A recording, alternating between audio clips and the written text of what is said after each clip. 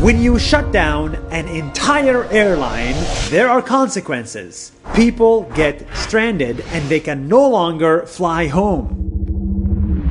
Right now, millions of tourists are stuck in countries that are not their home countries. They find themselves alone with little money, little support, away from their family, because it's literally impossible and illegal to fly back home. Everything that I'm reading on Twitter and Facebook is saying that the people that are following through with that are unable to get anywhere. So what are these millions of people supposed to do? Well, this is a problem, and there is one country that is trying to fix it. It's called Sri Lanka. In a small town in Sri Lanka called Ella, 14 tourists got stuck with no money or home. They couldn't fly back, and they couldn't afford a hotel. And that's where Sri Lanka hospitality really shined.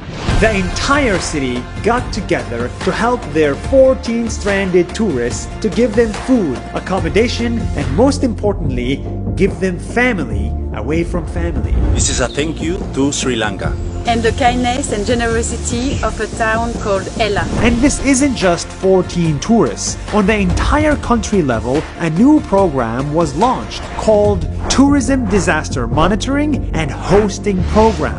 This is meant to support every stranded tourist in the country. If you are a foreigner stuck in Sri Lanka, they will host you, give you a home, give you food and support to survive the lockdown without going bankrupt. They will be your family away from family.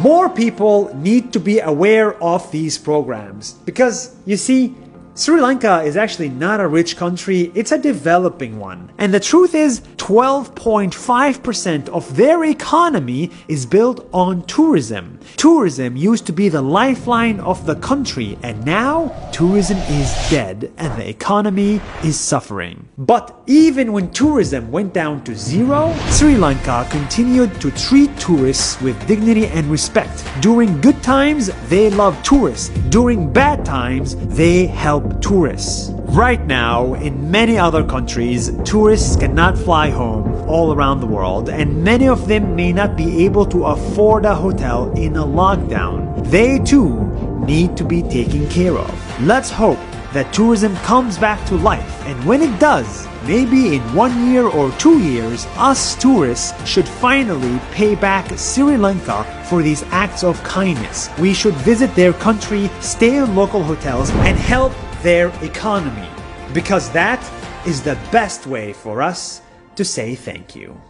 And that is good news worthy of sharing.